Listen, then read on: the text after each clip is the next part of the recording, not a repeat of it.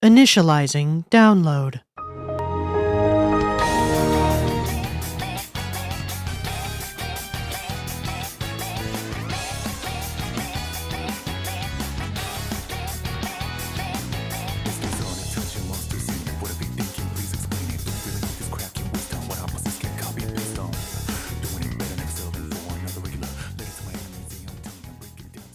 Operation was a success.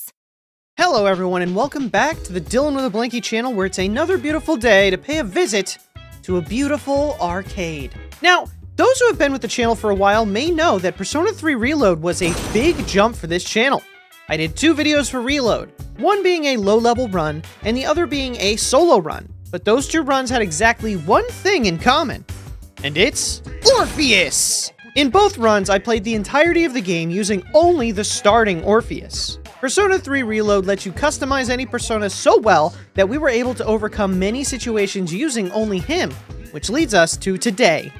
The DLC for Reload finally dropped, and it's called Episode Aigis, or as you and I remember it, you old son of a bitch, The Answer! I love the original Persona 3, and it's my favorite Persona game of all time.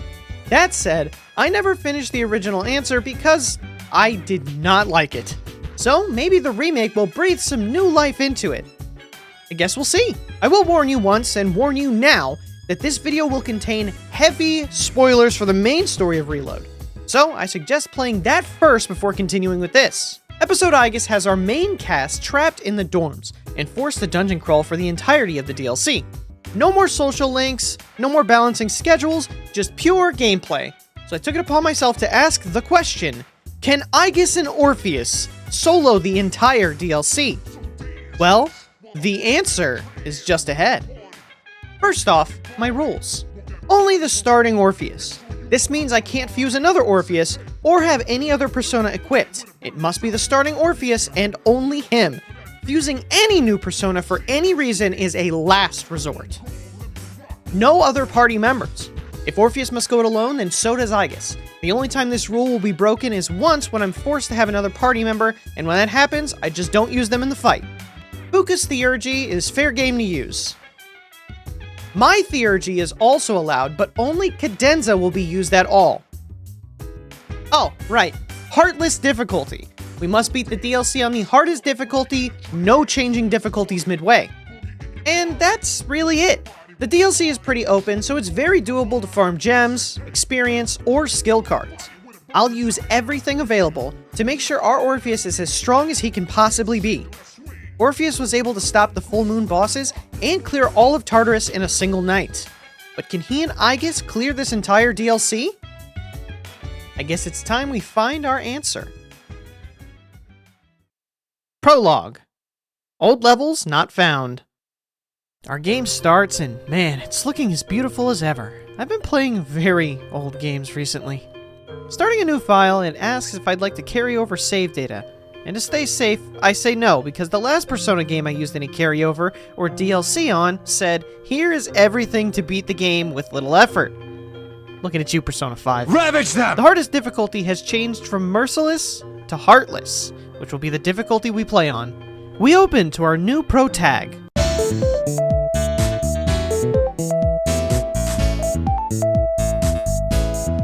Sorry, Koro-chan, it's not you.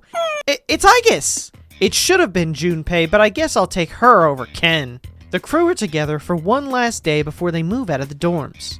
Yukari is being bitchy and doesn't come, and Akihiko must have caught the Yukari bug because he's also extremely bitchy, and not here. The remaining team orders some sushi and enjoy their last bit of time together, while Koro-chan just stares, begging for some semblance of food. All of a sudden, as midnight hits, instead of becoming April 1st, it stays March 31st? Weird April Fool's joke, but a damn good one. A commotion occurs and the crew is downstairs getting their shit mixed in. And that's canon to my previous run, because the only good party member remaining is Koromaru, which is why he's the only one not beat up. We engage in our first battle with Dark Aigis here. Our persona is Athena, so run's dead. Sorry guys. Anyway, I just punch the enemy a lot until I win. I don't think you can lose this battle at all. Even if you defend, she just stops the assault, so let's call this a wash. Our new foe almost does the fanbase a favor and gets rid of Ken before he has a chance to ruin FemC for us. It's then that Aigis realized why she sucked so bad in my initial runs. Comparing the data she had against the Protag, she awakens to the ultimate power.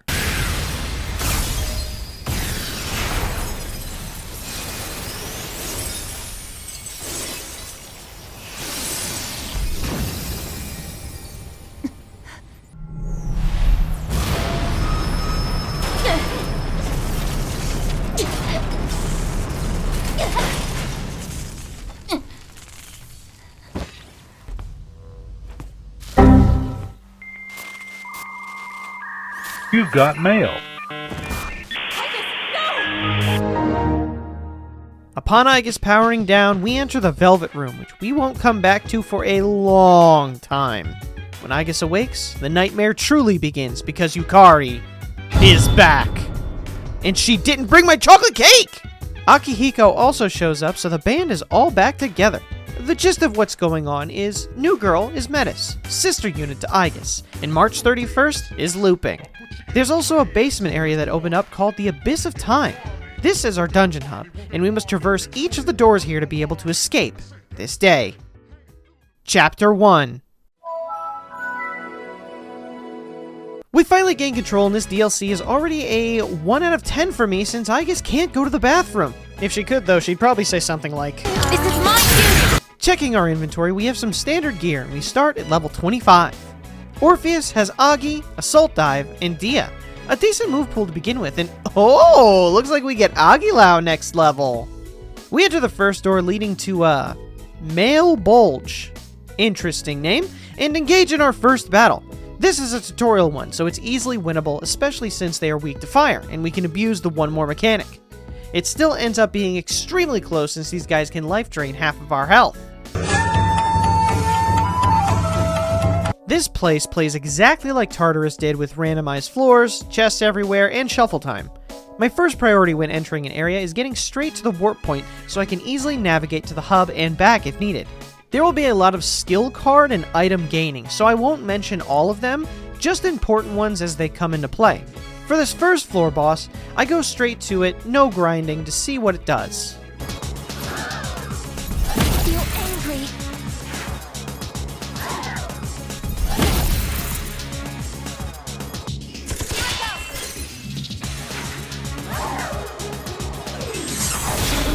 Oh boy, that's gonna be tough to beat. It's time for grinding. Running through the area, I engage in battle with those enemies that are weak to me, but a lot of the time they end up with one of those book creatures who are difficult for me to take down. The battles are extremely slow, but I find a good way to speed them up. If we weaken Insidious Maya, it will use that life drain attack, and if they have any enemies on their side of the field, they will life drain them first, meaning they destroy themselves easily. Once one is left, I spam Agi till it goes down. I do this till my SP runs dry, and then I exit the Abyss, which heals me to full, and once I go back in, everything is re-randomized, and we can get new treasure chests to open. After I level up to 28, I go back to the floor boss to give status effects a shot, and of course, they block that. So for the rest of the run, I don't use status effects anymore. I need to find a better strategy, so I start grinding for skill cards and get my hands on Zio, teaching it to Orpheus, who by now has Pulimpa, Agilao, and Tarukaja. Pulimpa is crucial for fighting anything that isn't those Mayas, since I can be one shot. Grinding slowly gets easier as I get stronger and gain a wider range of skills for Orpheus. Occasionally, I go back to the boss fight to see if I fare any better, and it's pretty hopeless for a long time. There are 3 enemies in this fight. The 2 in the front use Zeo spells, which are my weakness, meaning they can possibly attack 4 times. Not to mention if they dizzy me, which gives them a whole nother set of turns. They are weak to Bufu, but that doesn't help much since they get right back up. The massive problem with this fight is that the Zeo guys also have Provoke, which enrages Aigis, increasing her power, cutting her accuracy, and taking control from me for many turns. This ensures that they almost always kill me before I regain control. The one in the back is more a minor inconvenience, as he just hits us with Koha spells and uses Tetrakarn to reflect our attacks once in a while. At this point, winning is possible if Aigis attacks either of the 2 little guys while enraged, which she doesn't do. She almost always targets the worst option when she's enraged. I have to abandon the fight and go run around again. The biggest issue is the game locking us from most of its mechanics. We can't go shopping, We can't craft, forcing me to rely on what the game hands to us. The best thing I find is a life sash accessory, which increases HP by 30, and at this point, I'll take anything I can get. I've grinded to level 39 for Aigis and 37 for Orpheus. A massive jump, but even now, I die a lot. How much exactly? Sorry. Unable to.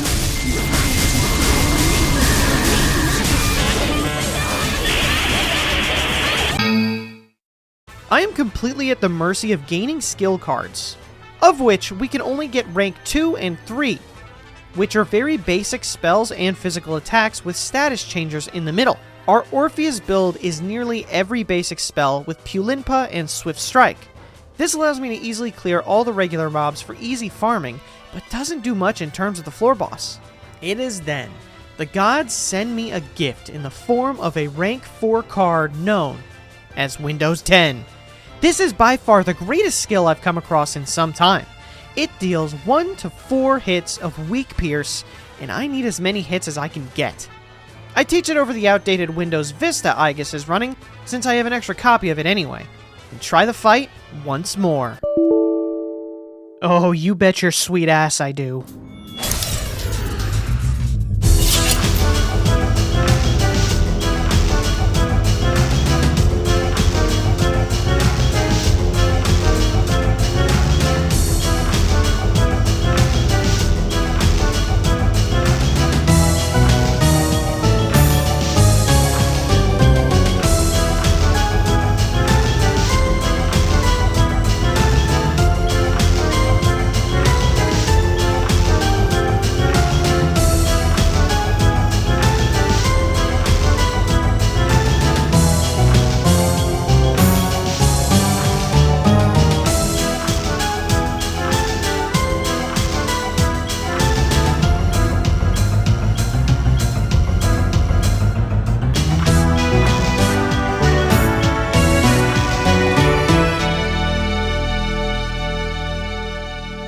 The very first time I run Windows 10, Aigis destroys the 2 asshats in 1 turn. With only the Wrathful Book remaining, the fight is exceedingly simple as I crush it with a combo Aguilau and Windows 10, finally beating the first floor boss. Next time, I'll just run Aigis on Linux. Winning adds the High Priestess card to Shuffle Time, which increases all-out damage, meaning it's a nothing burger for us. However, we level up a decent amount. Having to grind to level 40 just to find 1 skill card is crazy, but I've overcome an awful hurdle. It's not often I dedicate an entire chapter to 1 boss. Maybe it gets easier. Chapter 2. It fucking doesn't. I've spent nearly 5 hours in the first area alone, so I have a lot of stuff in my inventory. Heading further down, the area changes, and we can now find the glowing red enemies who are just mini bosses. Beating these dudes guarantees a shuffle time for now, and also gives a huge boost in experience. That said, they are still very tough, since they almost all have some gimmick for status effects. The Twilight Shard chests appear, and since I grinded a lot, I have a good chunk I can use. They usually gift a skill card, incense card, gear, or a good item. After a few fights, I reach the bottom and am pleased to announce there is no other floor boss. We finally gain access to the shopping area of Paulownia Mall. Thank Orpheus! This is a huge game changer since a lot opens up. First off, we can see Officer Kurosawa, who gives us random things as we progress. We can sell our treasure items to him and buy new gear. We can head to the antique store to craft a ton of things, and the pharmacy for basic items. It doesn't get much use, but having some medicines handy is a nice thing when I don't want to expend all my SP. If we were using party members, we could go to Bay Blue and reteach forgotten skills. This is a useless one for us, but it's there. And finally, my baby, the Run Saver. We can now infinitely play at the arcade to build our... Aigis? What are you doing? Go in, you fool! Ultimate power's right there! Aigis! Scratch that. We have to do it the hard way. I make some new gear and equip it to Aigis, then head back to the dorm. Seriously? Hey, keep it moving. The rest of us need to get through too. I hate Aki in this DLC, for real. Back in the Abyss, we have access to Elizabeth's requests, which are useful for a little while, but we hit a wall really quick since we aren't fusing personas or using all-out attacks. With Male Bulge complete, we can now enter Kaki Tush, Alright, these names are highly suspicious.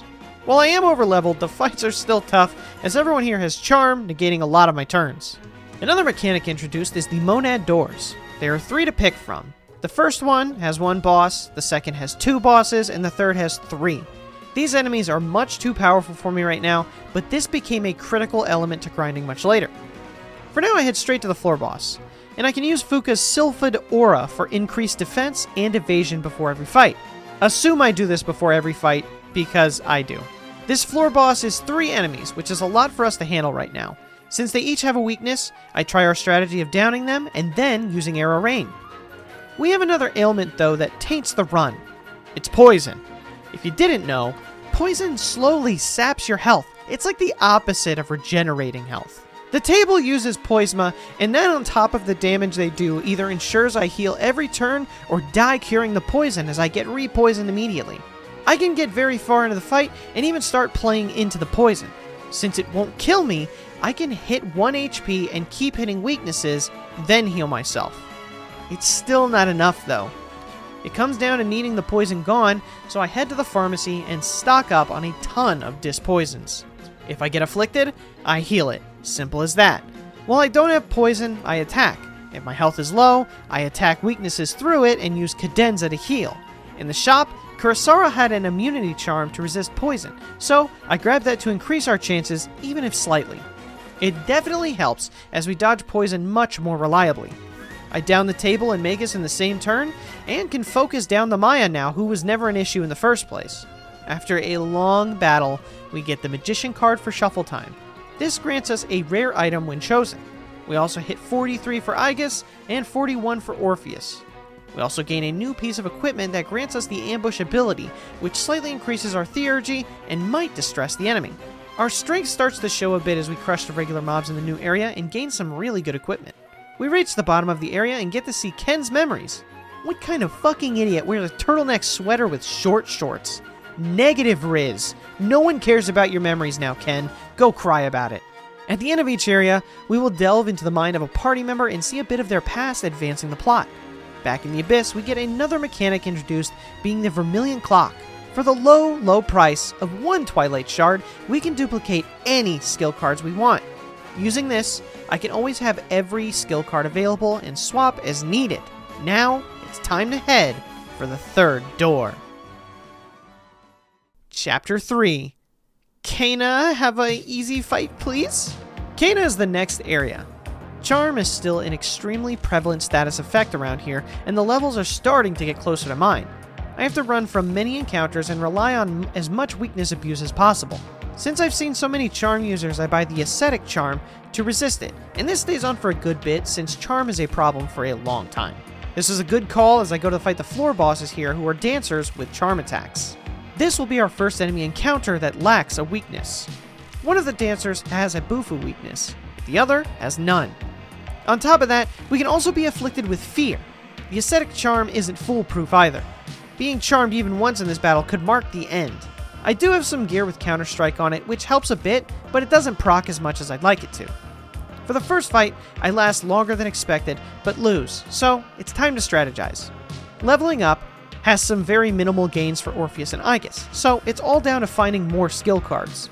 The Twilight chest nets some awesome gear in this area, so any of those are a great boon. I decide to also attempt the Monad Door and beat 1 boss, netting me all these items. It's a good haul for crafting, and you even get gear for characters with random effects on them. Using the doors, I start gaining more Arcana cards to initiate the burst, meaning cards will be 1 rank higher as long as I don't leave the Abyss. I catch up quests, I beat rare enemies for tons of loot and experience, and with the influx of gems, I craft a crit boost card and teach it over Dia, which has been outclassed by simple life stones at this point. As you can see, I have a good stock of cards, and my gear is the same as it was. Attempting the fight a second time, I use Fuka and decide instead of disperse damage, I just go for the throat on the Bufu weak enemy and attack twice, over and over till it's down. While that was an easy enemy to get rid of, the second dancer isn't so easy. It still has no weakness, and since I'm without Dia, we no longer heal the enemy when charmed. All the enemy needs is 1 good hit of Myriad Arrows or a crit with it, and I'm done for. Cadenza keeps me dodging and alive for a long time while I struggle through being charmed. We have many close calls, and I start tapping into my items to debilitate and power myself up to finish the fight. Once we are within 1 turn, I have a tough choice to make. I can either attack, heal, or use an attack mirror to possibly reflect. At the very end, I decide to use an attack mirror and get charmed. I feel strange.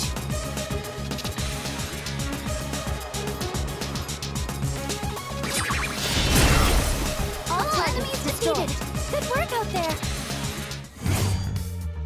A huge stroke of luck, as it's just enough to finish itself off. I'm so worried I double check that I'm still recording and gain the Lover's Arcana card. This increases the chances of rare enemy spawns. The Cana block isn't over yet though. We must go deeper. I run straight to the end to size up the new floor boss. What is optimal? I didn't expect this. Aigis is down. This is bad. I'm stuck. Aigis, you're damaged. I'm sorry. No, it can't be. Aigis, wake up! Aigis! Uh-oh, yet another enemy holding my weakness. These two have the perfect setup to one-turn me. Zeo weakness, then heavy physical while I'm down. It's going to take a lot more to overcome this new enemy. Good thing for us, we have a few new things to try out. First, we can now cause distress with any ambush we do. The plant shop also opens in the mall, meaning we can hand over different seeds to be grown and harvest them later. These items ensure we never need to teach skills like Tarunda and the like. This is about the time I grind the monad doors, since we get guaranteed shuffle time, and more often than not we get an Arcana card during shuffle time, as well as the crafting rewards. At level 53, and with a lot more skill cards, I run the boss again, hoping to progress a little further. These two enemies not only hit hard, but cover each other's weaknesses well. The big guy has no weakness, and the Judgment Sword has weakness to Garu. At this point, I only have Magaru, which is reflected by the other enemy, meaning hitting the weakness will hit myself. I had zero luck in finding a single target Garu spell in my many hours grinding. While I did last longer, a max hit Blade of Fury is all the duo needs to finish me off. This fight is very difficult, so I buckled down and gained Dodgelek, Diorama, Aiga, Bufala, as well as the Eye of Thunder accessory. This increases my evasion to electric attacks. Even with all of this, and taking much less damage, we still get beat by Blade of Fury's maximum hits. I then make the best gear I can access in the antique shop with built-in counter-strike, make a few incense cards to buff Orpheus, and start grinding the second monad doors, which if you beat lets you pick 2 shuffle time cards instead of 1. I find some of the best gear this way and still attempt the fight in between grind sessions, still getting my ass handed to me. After many hours of running around, I find Rebellion in a chest, which could be massive since I need more crits, and right after that, I finally get my hands on a single target Garula spell. 14 hours in, and I'm still not even halfway through the game. With my new setup and the ability to avoid slash more, I buff Orpheus with the last of the cards I could craft and go in one more time.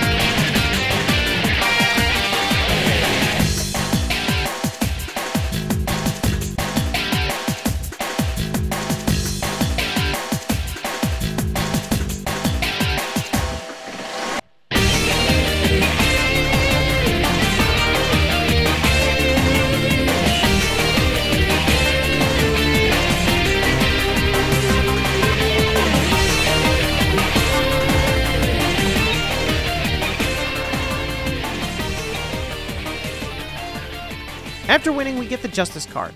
This lets us pick 2 cards during shuffle time. Those 2 alone took the most amount of grinding to beat out of every boss in the game, but it's thanks to that battle that I learned the most important lesson. These bastards have an SP limit. And at the very bottom, we get to see, oh my god, it's Baby Akihiko! Look at him! I'm with the school you're up against in the finals. What do you say to enrolling with us? We'll give you a real generous scholarship. You'd only have to pay half your tuition. Sorry, but I don't see any reason to attend a school that places second.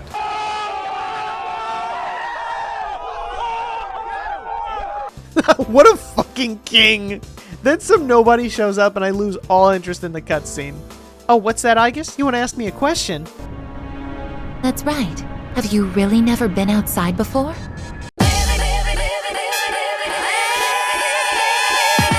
Chapter 4. Get the door! It's Auntie Nora! With that block out of the way, Fuka gains the random effect bonus to her Theurgy, so now instead of boosting our attack, defense, and evasion, we can possibly get a charge and focus, or be healed.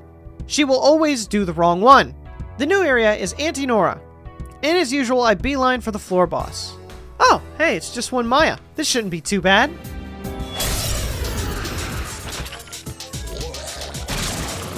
A wise guy, huh?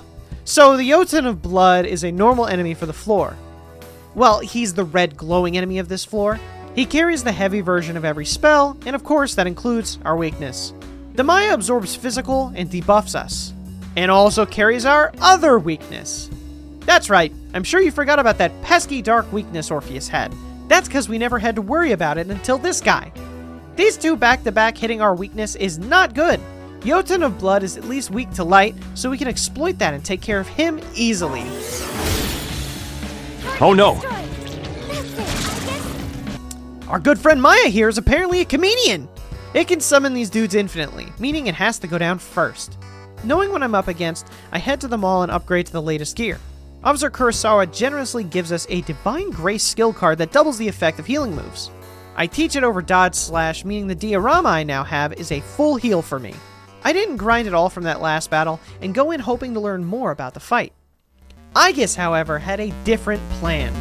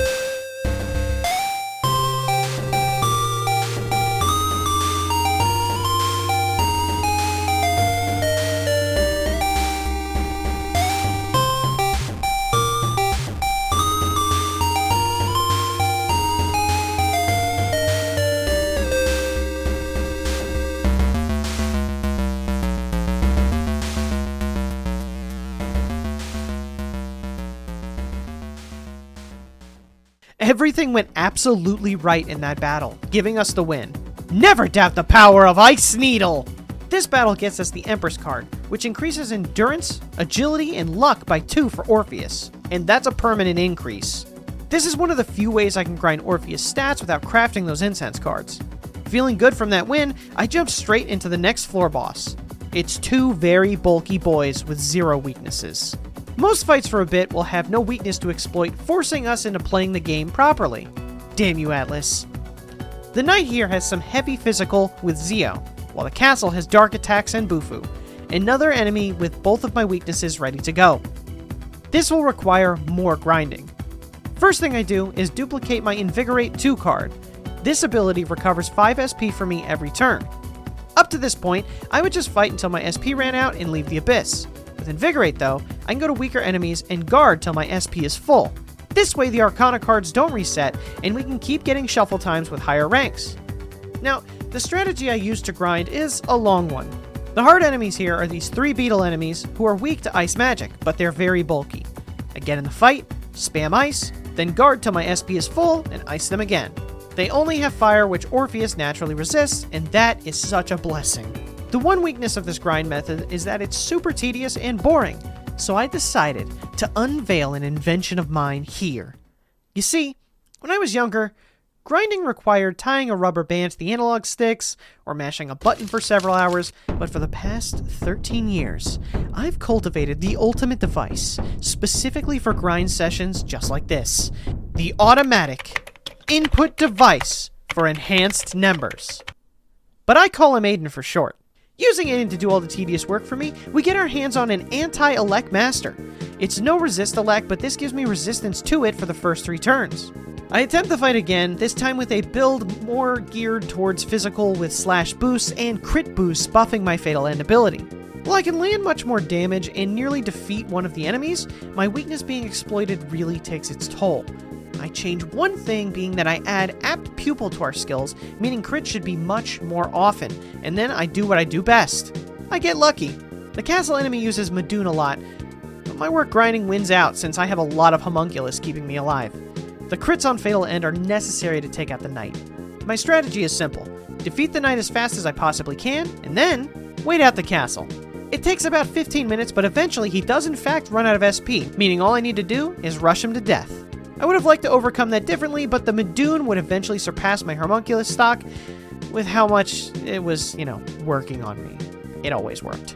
This win adds the Emperor Arcana, which increases strength and magic by 2, so we can now grind all Orpheus stats with shuffle time. That was the last block, and we get to see Junpei's memories. Seriously? Getting drunk on cooking wine? That's damn pathetic. Even for a deadbeat dad. Wow, dude, imagine showing off your dad like that. Oh shit, it's Koromaru! 2 memories in 1?! One critique I have for this DLC, other than it not being bundled with the game and being dumb expensive, seriously, fuck you, Atlas, is that Koromaru doesn't have a memory in here. Like, why? Didn't he defend his owner, the priest? Why can't we see that? They just shoehorn him in with Junpei, which is a weird choice when they could have easily had him have his arc somewhere else. Hashtag justice for the real protagonist. Woof. Chapter 5. Ptolemaea Ptolemaea. It's on to piss all over Mia. I don't know what she did to deserve that, but I head to the bottom and attempt to fight Spastic Turret and Slaughter Drive. Much like the other fights, Drive has physical and Turret has magic. It does have a few physical moves as well, though. These stack up a lot, especially if some secondary effects activate. Or Vile Assault is used while I'm down. The thing is that Slaughter Drive doesn't have much health, and I get close to beating him a few times. In my head, it seems plausible to beat Drive and guard against Turret till its SP runs out.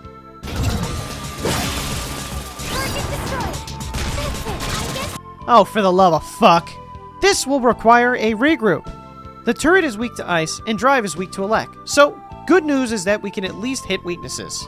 This battle is looking to be rough with so many variables in it, so I decide to hunt for multi-target versions of their weaknesses. That way I can hit them 3 times in a row with a chance of Dizzy. I find Magarula, Mazyunga, and Neuroslash. I attempt this new build and, died. Critical hits. Ugh. In all the grinding commotion, I forgot we can gain personality traits for the characters, and get Fukas. This grants us weakness buffer, meaning we take less damage from our weakness being exploited. I then check out all the newest gear we can buy, as well as craft some of the new stuff we have access to. The new gear for Aigis, the 5th member, reduces physical damage by a medium amount. The accessory I have is a bracelet I got from Monad that increases endurance by 4 and HP by 30. As you can see here, my grinding has net me a ton of different accessories I can play around with. I try to reduce damage as much as possible, but those crits always come through for these guys. I then take to fighting the new hard enemies of this block, which are also turrets. They're weak to elect, so I can use Mozyunga to defeat them easily. I get a lot of skill cards, but nothing that changes our battle. That is until he decided to bless us again. Are you even trying? I'll give you a hand. Let's do this!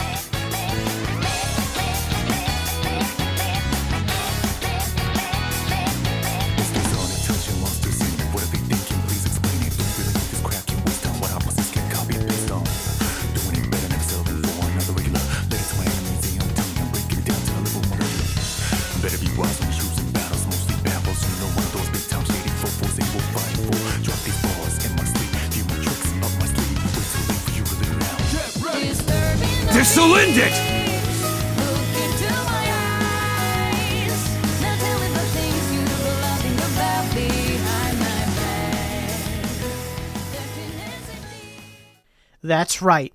The same card that saved my low-level run, Blade of Fury, gifted to us by Shinji once again, comes through. Aigis and Orpheus may solo, but Shinji is always with us in spirit. Winning this gets us the Chariot card, which increases Aigis' HP by 10. This now gives us a slow, but still a steady way to grind up health values. Delving even deeper, we fight a greedy hand and get Fuka's final ability, Tartarus Scan. Now we can utilize her to the fullest for quick grinding. The next 4 bosses are 2 enemies who also have weaknesses, and unfortunately for the Raven, it's weak to Blade of Fury. It has Evade Slash, which procs way more than you would think, causing me some losses, but this battle is probably the easiest one yet, and I managed to defeat them both at nearly the same time. This win puts the Hermit in the shuffle pool, which increases our SP total by 7. That settles up all of this block's bosses, and we can see the new memory this time for Mitsuru. Okay, I swear, if someone shows off the fact they know their dad again, I'm gonna promote my Patreon. Mitsuru!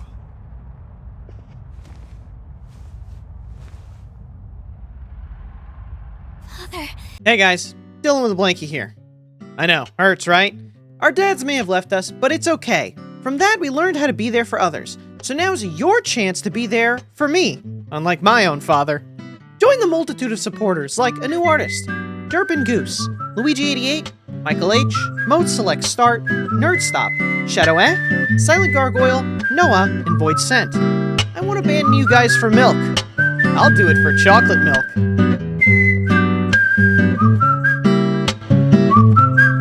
Chapter 6. Empyreans. What is this, Tales of Berseria? It's on to Judecca. By now, we're close to maximum level, and Orpheus is looking much stronger, but still a ways off of max stats.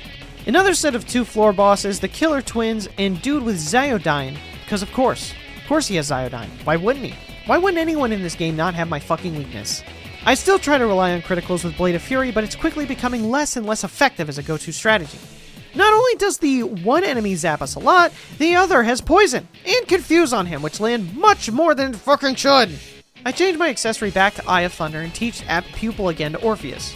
Blade of Fury, while not as effective, does some work landing a few crits in. That leverages the fight in our favor. I also make a play to keep myself poisoned, that way we can't be confused.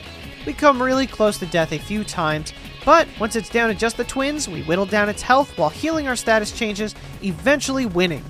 This adds the Hierophant card. This bad boy increases our equipped persona level by 1, meaning max stat Orpheus is just around the corner. Scoping out the next bit of competition, we're faced with dice and an hourglass. I continue utilizing my inner Shinji, and even the crits have little effect anymore. Also, they have poison and insta-kills. Yay me!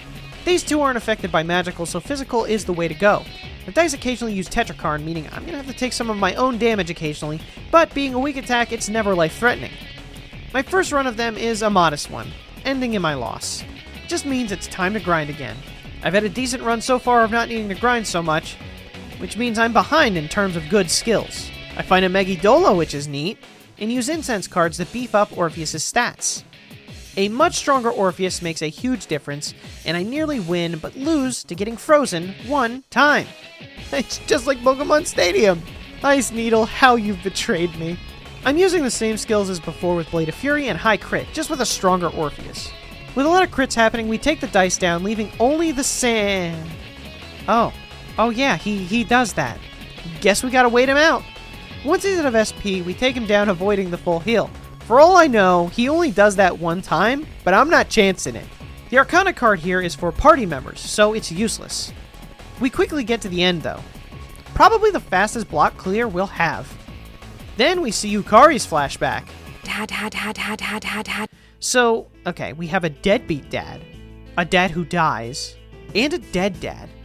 I think I'm seeing the line here. Being a dad is the most dangerous profession in the world. You either become a scumbag or fucking die. Meanwhile, the moms don't even get to exist.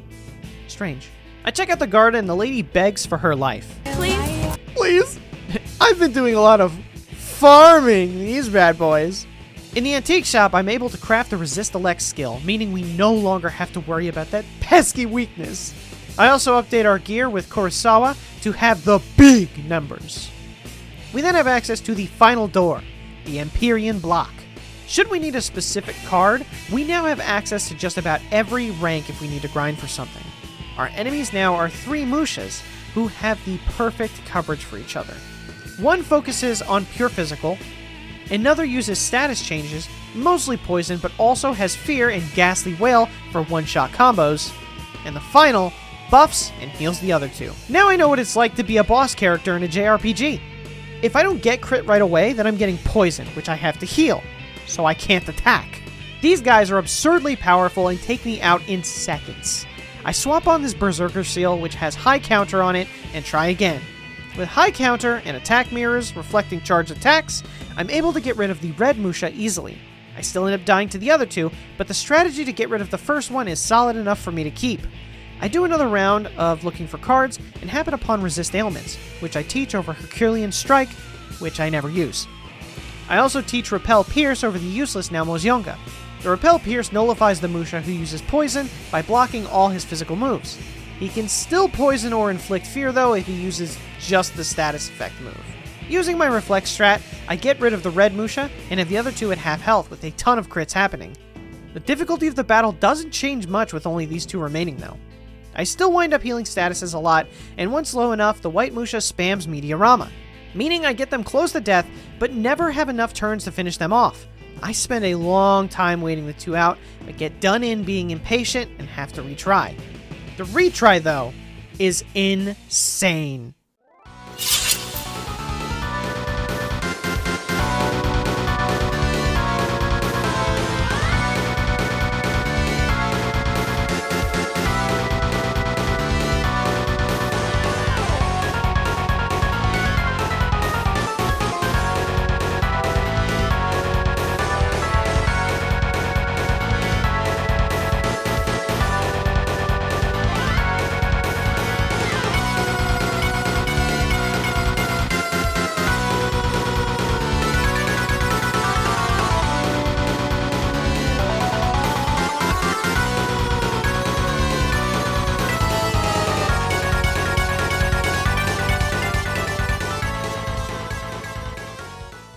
In record time and with insane bouts of RNG blessings, I managed to get rid of the healer and the other 2 are easy pickings after that. My other attempts took upwards of 20 minutes, where this fight took 3. I'm sure the next floor boss will be just as easy, right guys? Unable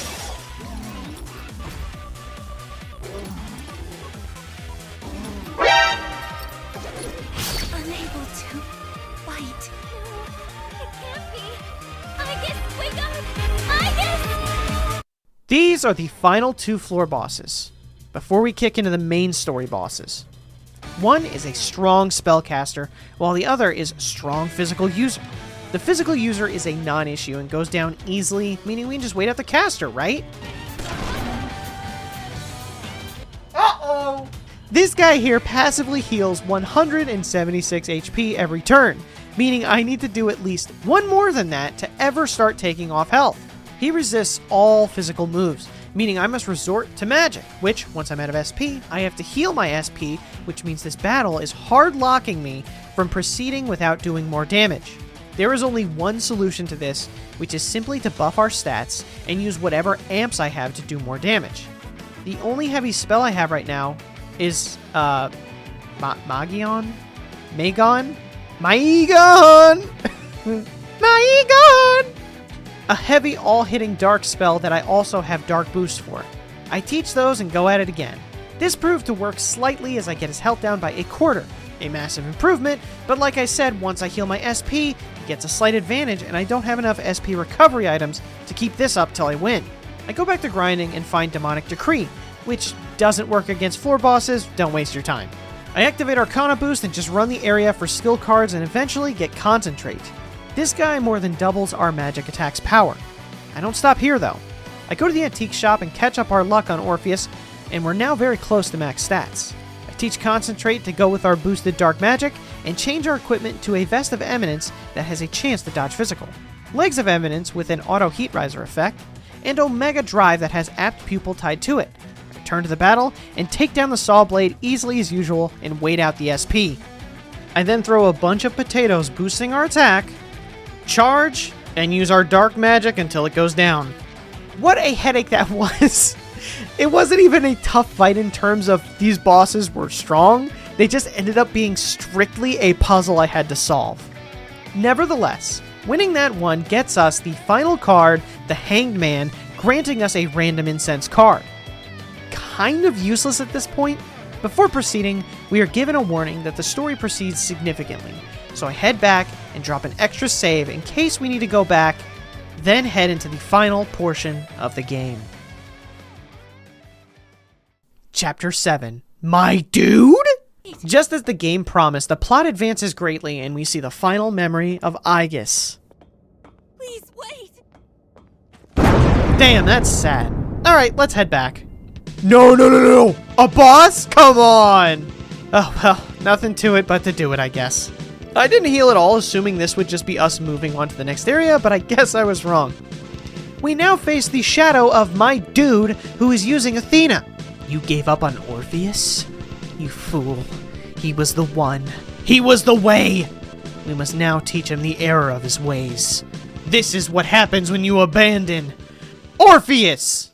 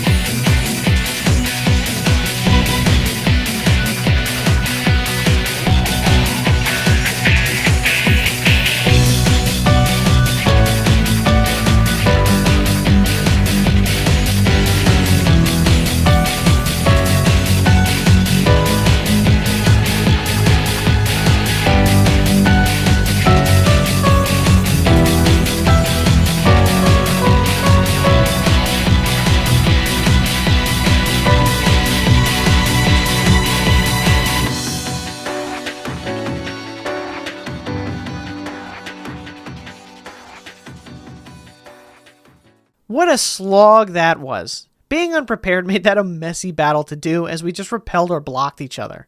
It's far from over though. That was just a precursor for how much worse it's gonna get. But man, I'm tired of getting railed by all these dudes. What? Are you being straight with us? No, I would never Akihiko, my king. I'm sorry. The main thing here is that as a group, we now have a choice. We can move on with the present, or go back to the beginning of the original game, and perhaps change history to save my dude from spoilers! His death! Look at me, so eepy! This divides the team into 4 groups with different views, and we must fight each other to determine who chooses our next action.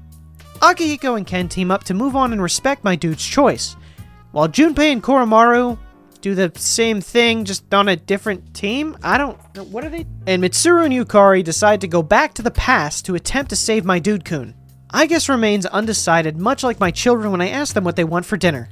Now for the biggest issue with this part. We can't go to the Abyss anymore. We have to fight against Akihiko and Ken first. On top of that, we must also fight with Menace, as we cannot remove her from the party. No big deal. This'll be easy. Fuckers are level 25. What can they do?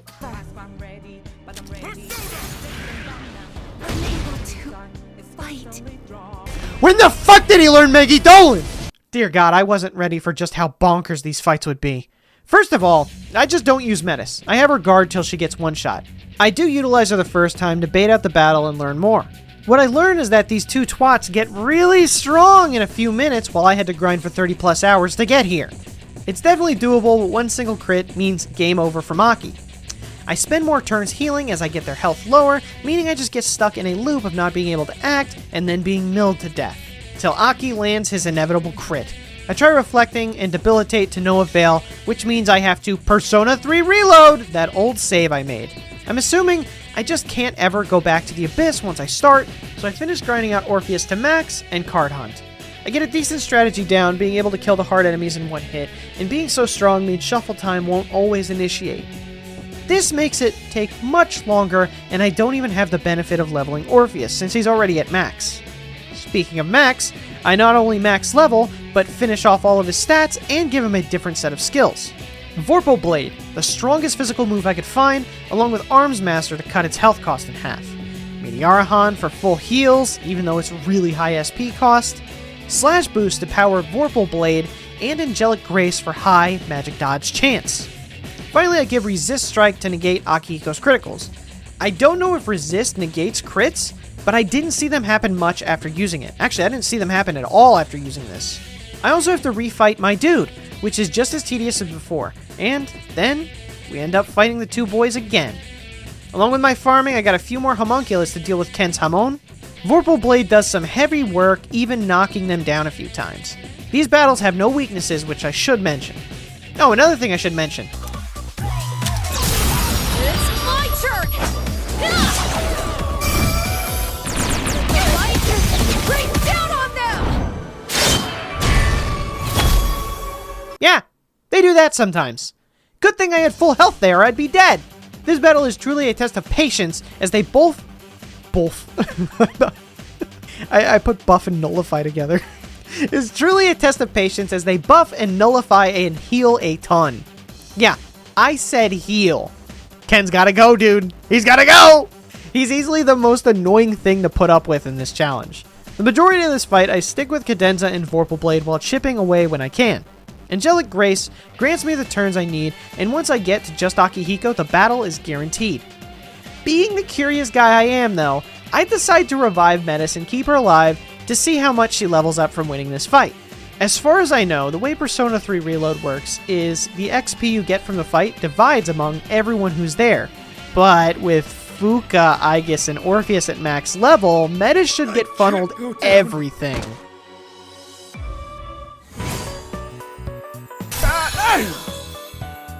100% worth it. There's nothing more satisfying than seeing a character more than double in level. Now, editor's note, after the fact, you can take Metis out of the party. You just can't do it in the Coliseum lobby. So that's 100% on me. You just have to do it in the area before you get to where they're both on screen. We win, and then they turn into fire. Neat. After this battle, we regain the ability to go back into the abyss. Thank goodness, because I did not want to have to fight my dude again every time I lost to these people. Since strike won't be an issue anymore, I teach repel slash over that resist and head in to fight the ultimate boss.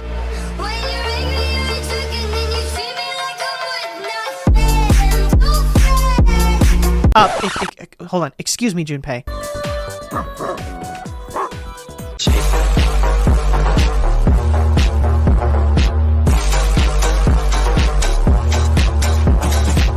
That's right, it's Best Boy himself, ready to ruin my fucking life. Darkness has been a light issue, but now we must deal with it head on since Koromaru loves to use dark spells. I can already tell I need to find a way to nullify darkness, and if you watch my Tartarus in one day video, you'll know that finding that card took me almost 6 hours of grinding to get. In my time searching for it, I got Aigis to level 99, crafted Pandemonium, Aigis' ultimate weapon. This goes through any pierce resistance, and made the Kugelbane. Kugelbane? I don't know how to pronounce that. Argue about it in the comments. Which has super high evasion, plus regen 3 to passively heal me. I attempted to find an exploit to find better cards without the tedium of battles as well. I would enter certain blocks and spawn a Twilight chest on a close floor to a warp. Then I would head back and save. I would then Persona 3 Reload my save and warp down. Open the chest and repeat until I got what I wanted. I saw a huge variety of items, but I never got a Null Dark card. I spent a good 6 hours, just like last time, trying to find this damn card to no avail. Eventually, I gave up and decided to figure it out without the card. In my grinding, I got an enchanted necklace that reduces a high amount of magic damage, meaning we can live through a few dark spells. Fighting the two again, my repels do the brunt of the work as well as my Vorpal Blade. Koromaru, though, has a big chance to counter, while Junpei can outright dodge it. I end up missing a lot of attacks.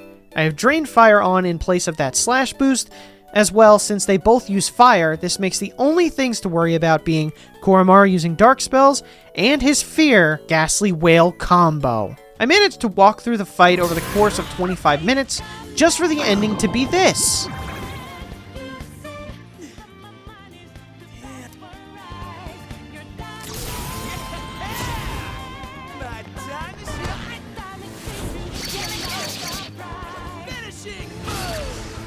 Unable to fight.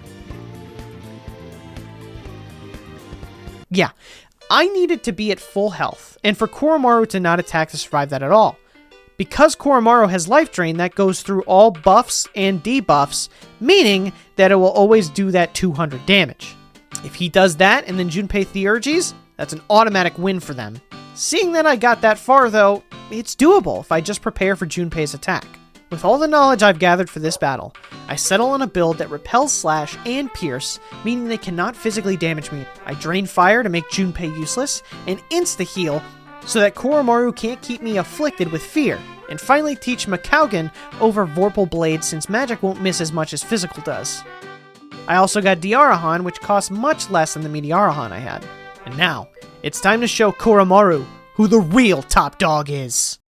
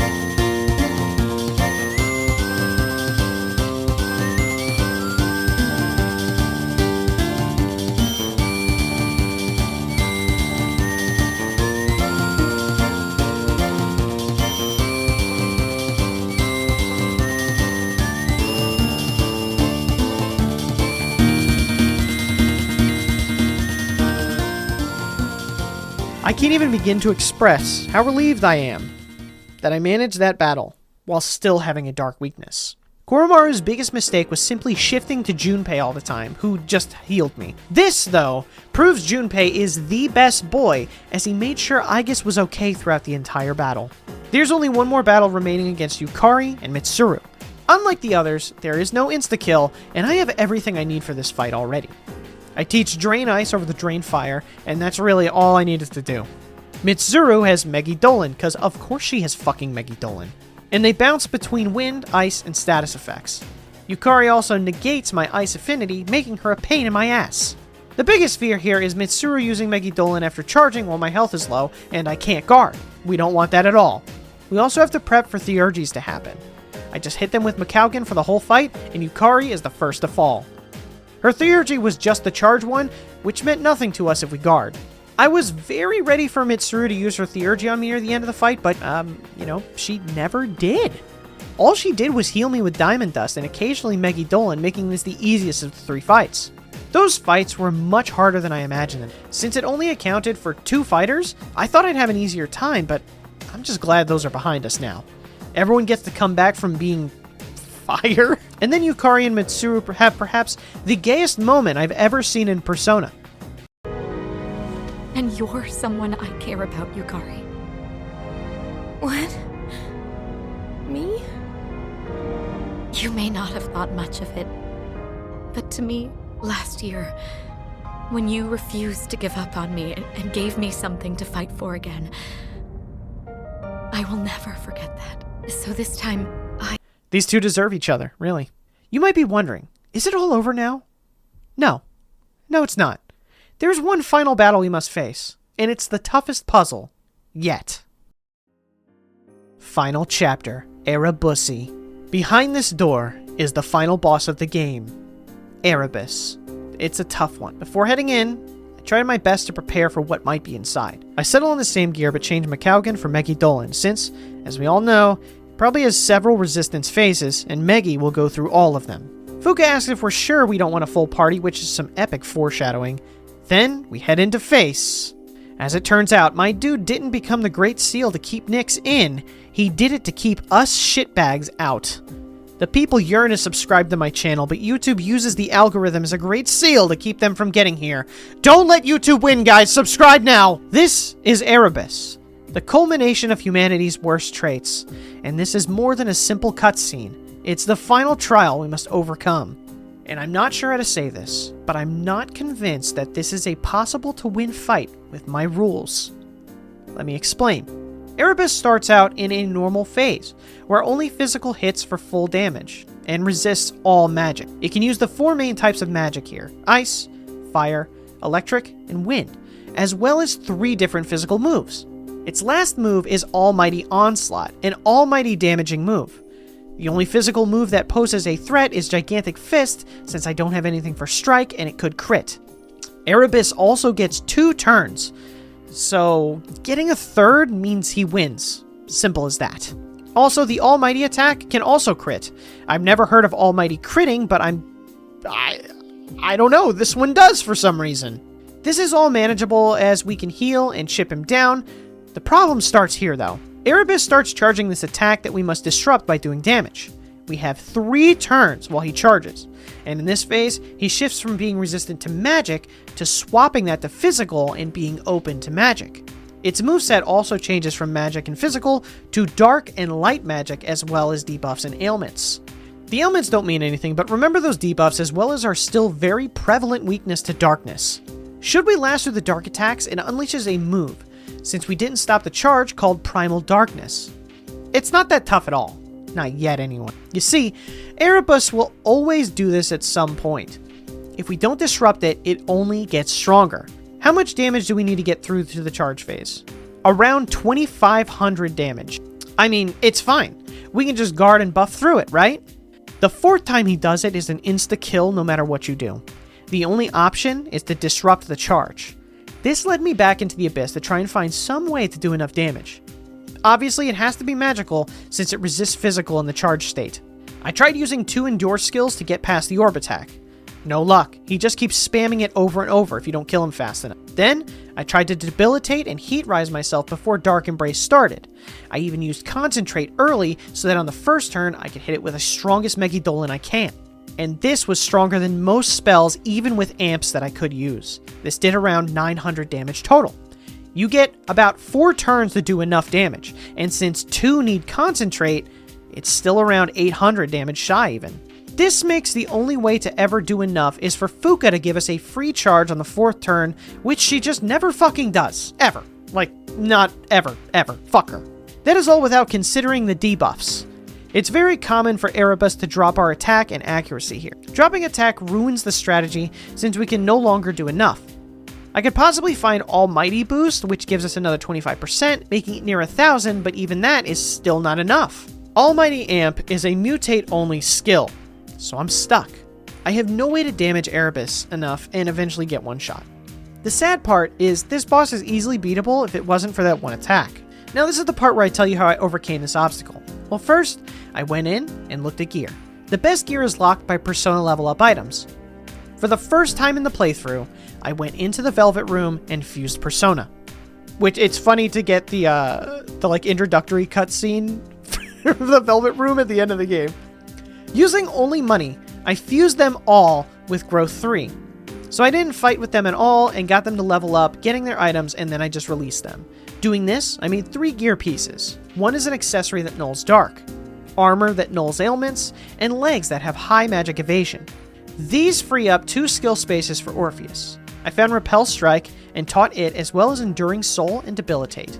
The idea with Debilitate was to use it every other turn, that way when we got close to its charge phase, I didn't have to waste time debuffing. It still wasn't possible. I simply cannot do enough damage as it stands. So here I am at a crossroads. There are only 2 possible options I can come up with to defeat this boss. Either we learn new Theurgies from fusions, which ends the Orpheus solo, or we bring a party member, which ends the Aigis solo. I racked my brain thinking of every possible combo I could do to eke out enough damage to win, and no matter what I tried, I could never do enough to consistently make it to the end of the game. After thinking a good long time, I reached my answer. Now, it's time to choose yours.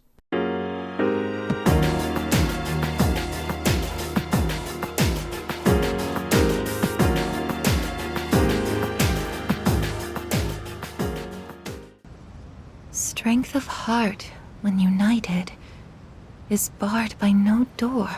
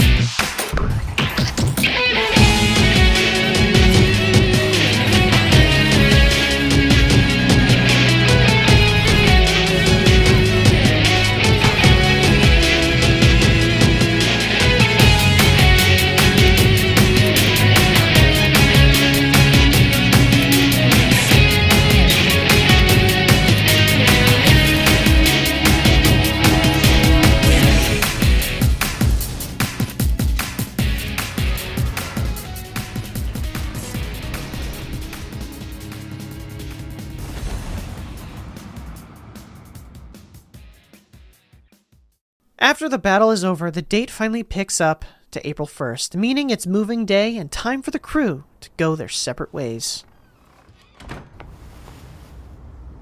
Because we're friends, aren't we?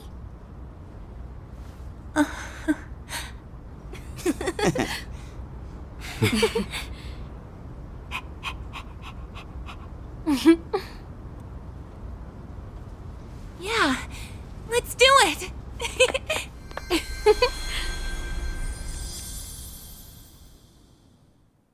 In the end, I decided Starter Orpheus was more important to me than Aigis herself doing it. With Metis' theurgy, I was able to overcome the hump Erebus presented. Either way, this is definitely a loss on my part. The good news is, since it's the final boss, I can revisit it at any time to try again to see if I can come up with some new method. If I went the other route, then there is a theurgy Aigis gets that would for sure stop the charge, but in my first run, I never used any theurgy but cadenza, and I wanted to keep that intact for this one. And I mean, technically Metis is Aigis, right? If you have any suggestions for how I can overcome the final battle using only the starting Orpheus, no Theurgies, and Aigis, let me know down below, and I'll give it a shot. When I can, I head back and I try something new every once in a while, but I just can't seem to do enough damage without either letting go of my Theurgy restriction or adding a different party member. It sucks to get this far just to fall short, but hey, it happens sometimes. Anyway, thanks for watching. I hope you enjoyed the video. Hope it was entertaining for you and inspires you to run some challenges sometime. I'd love to hear about your adventures. Until next time, stay cozy, everyone.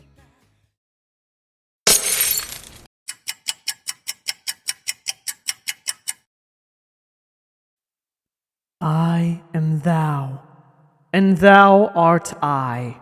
In the sea of thy soul I cometh. I am Orpheus, master of strings.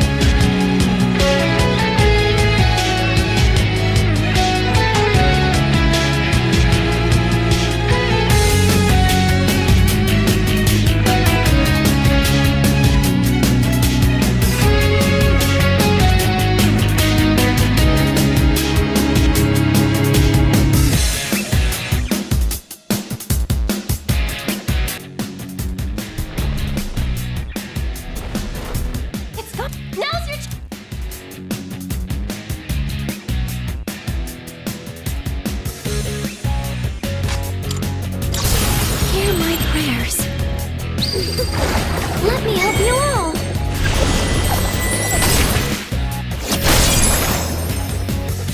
This is my resolve! Orpheus!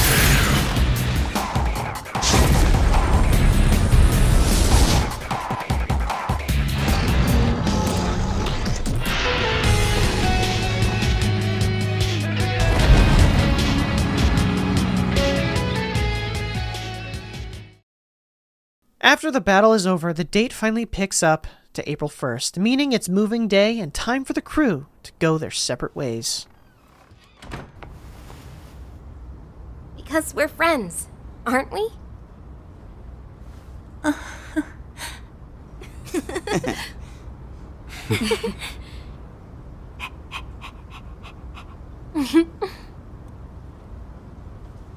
Yeah, let's do it!